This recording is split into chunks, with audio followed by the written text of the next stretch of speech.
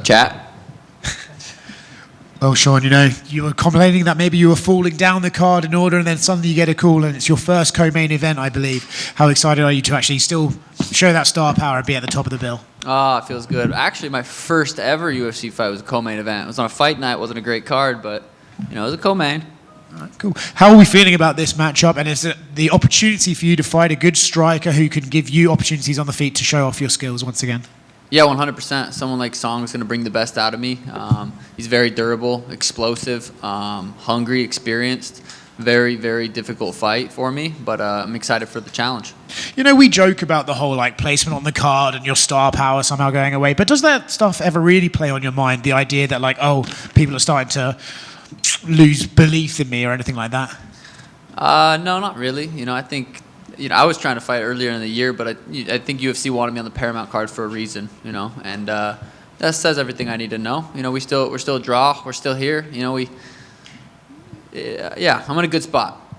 Now, your first face-off with Song did have a little bit of controversy to it with the COVID face mask. Curious if you would explain why you chose to wear that and maybe a bit of regret of it or not. How are you feeling about it now? Yeah, my intentions were never, harmful. It's supposed to be a little silly joke. It was that, and got taken out. I apologize if I offended anybody. Yeah. And then looking not to look past Song, obviously, but past this fight, obviously, if you win, you're right back there. The Peter rematch will be massive. There's other big fights for you with Umar and Marab. Where do you see yourself in the division should you get the win on Saturday? It's got to be me versus Peter next. If I go out there and take care of business. If not, I don't know. I just feel like I'm kind of trying to manifest that. I think I go out there and put on a beautiful performance. Me versus Peter at the White House is huge. Yeah. Yes. Sean, right here. At one point, you and Song were kind of the young bantamweights coming up, kind of circling each other. So, was Song always a name that you kind of assumed you would have to fight at some point in your careers? Yeah. I never really. Yeah. He definitely was. I kind of assume I'm going to fight, anybody on the roster. I never really thought of him specifically, but, over the last few years, yeah, definitely is on the radar. He said he's known about this fight for quite a while, and he was curious if you did too. So he was just in here before you did. So how far back did you get the name Song Yadong for this fight? It's been a few months, like November, maybe October. It's been a while. I just, was. Yeah, it's been a while. Has it felt like just one long camp preparing for Song? No, I definitely didn't overdo the fight camp. My last 4 fight camps were you starting at 12 weeks, and it was a lot. So definitely, didn't overdo the fight camp. We've heard, a fighter like Dominic Cruz has said, preparing for a 5-round title fight is just mentally and physically, it's just different, and that kind of caught up to him after a while. And he says fans just kind of don't understand what it's like to prepare for that many title fights back to back. So to kind of understand that kind of aspect now. 100%. It's a lot. It's a lot mentally, physically. Yeah, it is a lot, but that's what that's our goal is to be in title fights. So. Not complaining, but it definitely is a lot that people probably don't even understand until you've actually done it. And do you feel like your name is kind of maybe bigger than the UFC title in the minds of fans that maybe they don't watch every fight, but they tune in because they kind of recognize your name? Because a guy like Conor doesn't necessarily have to be fighting for the title for fans to tune in. Yes and no. I run into a lot of people who are like, "Hey, bro, huge fan. I don't really watch fighting, but we love you." So I get that. Every time I go anywhere. Not a huge UFC guy, but we love you. So I'd say a little bit. I saw a video of you saying that your goal was to still become the biggest star in this promotion. So I guess what is the path to that, assuming you beat Song Yadong after Saturday? Yeah, beat Song Yadong, beat Peter Yan. Those two. That'll get me there. Can I ask what is doing well? You keep posting about on social media. Yeah, it's a company that I'm starting. I'm not even taking any investors. Really putting my own money into it, putting my own passion into it. It's a performance electrolyte drink mix right now. It's gonna branch off into more supplements, but it's gonna be third-party tested, made with organic ingredients, the quality, top quality, premium product that I've been doing it. Started it a year ago and really trying to figure out and learn the business of growing a business, and it's been fun. We actually got the packets, the samples, the official product for the first time, I got to see it in the mail today, and it's beautiful. How hands-on are you with kind of the creation of Oh, 100% of it. Like, you know, everything from, I actually went out to the manufacturers, sampled, taste tested, logo, the shipping company, the storage company, every aspect of the entire business. I've been on phone calls, and it's been fun. I learned a lot. When do you think the public can get this? Within the next couple weeks, it'll be officially out there and ready to go. Sean, right in front of you. We're coming up on, in March, it'll be 2 years since the last time you got a win. And obviously, you know, it looks different because it's been the title fights with Merab and stuff. But, like, you know, all this stuff, getting a fight with Piotr, all those things aside, like, how much are you just craving having that feeling again on Saturday night? Yeah, I didn't think about it like that. It has been a minute.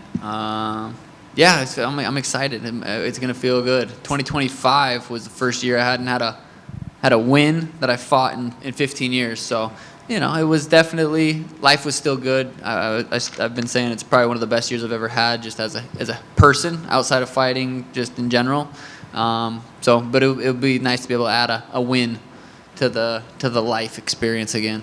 Yeah, and adding things to the resume, what would you be more happy with after this fight? If you got a bonus, became the first bantamweight with 10 bonuses, or get a knockout and tie TJ Dillashaw for most KOs in bantamweight history? I mean, that sounds like it's a 2-for-1. I get a knockout, I'm getting a bonus, so let's get them both. Yeah. Any idea what kind of bonus you're fighting for on Saturday?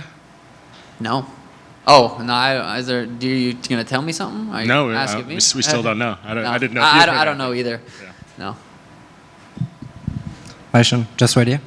You were talking about clinic performance on Saturday. Do you have some precise prediction on how the fight will go? Like a perfect shot, a round, something like Mystic or Mali? Boom, boom. Hand raise. I don't know how we're getting it done, but we're going to get it done. Second question, it's about the next fight you were talking about, the rematch against Petrian. How do you think in a 5 rounds fight it can be different? Who's advantage? Who have the advantage in a 5 rounds fight? The last one was in 3 rounds. So can you talk about that? Yeah, I mean the thing about fighting is we get to see, we get to find out. Well, hopefully, I gotta go take care of Song. I don't want to talk like, you know, Song's nothing. Song's a very difficult challenge. But 5 rounds, me versus Peter, it makes it interesting. Thanks. Sean, what do you see in Song Yadong that people are underestimate, and where do you believe he is most dangerous to you? I mean, he's got power in his hands. He's a powerful, fast. You know, some guys are powerful, but they're not that quick. Some guys are really quick. They don't hit that hard. Song's got both. Song is powerful and fast. And how important is a statement finish here in terms of jumping back ahead of guys like Umar and Figueiredo in that title conversation? Yeah, I mean, I think, you know, if I go out there and get the job done, it's going to be fun. It's going to be a fun fight. So just going out there and getting the win, I believe, will be enough. There's Sean over here. Just one. You made some headlines for comments that, you know, 2026 could be the last year of your career. I mean, you're a young guy. There's a lot of guys who haven't fought yet. I mean, can you clarify just how realistic or just how long you see yourself still staying in the sport, especially if you get these wins? Yeah, I mean, I'm just going with the flow. You know, I'm going with, there's not a date, there's not an amount of fights. It's a feeling. Once I feel like I'm done, I'm done. Do you think about, you know, like, let's say you were to retire at the end of this year. What do you think you'd be, you know, you're a young guy. What do you think you'd be doing? What do you think you'd like to really pursue just in your life? Business, doing well. I'm gonna, you know, want to make doing well massive. And, you know, I don't see myself being done fighting at the end of this year. Like, as long as I'm healthy, as long as my body can fight, it's gonna be, I'm gonna fight. Thank you. Sean over here. You've mentioned you like fighting 3 rounds. It's been a while. How excited are you to potentially become the 3-round bantamweight champion on Saturday night? Yeah, it'll feel good to be the first 3-round bantamweight champion. Something I've always dreamed of, and I'm excited to go out there and get the belt. Hey, Sean. It's going to be a very materialistic question, but we have Dana White that now has a yacht and he spent 10 days on it and he still didn't see the end of it. It was so big. We have got Arman Sarukian who's got so much money he doesn't know what to do with it. At the end of your career, what do you want to achieve if you have some stuff that you want to achieve financially, or is there other stuff that you want to buy that you still cannot? What does it look like? You know, I think just adding to my compound. I got a good amount of acres out in Arizona. I'd like to, you know, buy up some more land and build some more houses and just have my brother and sister and mom and dad and just kind of have the whole family live on the compound. And, you know, that's where I would spend, you know, the money that I'm going to make is doing stuff like that.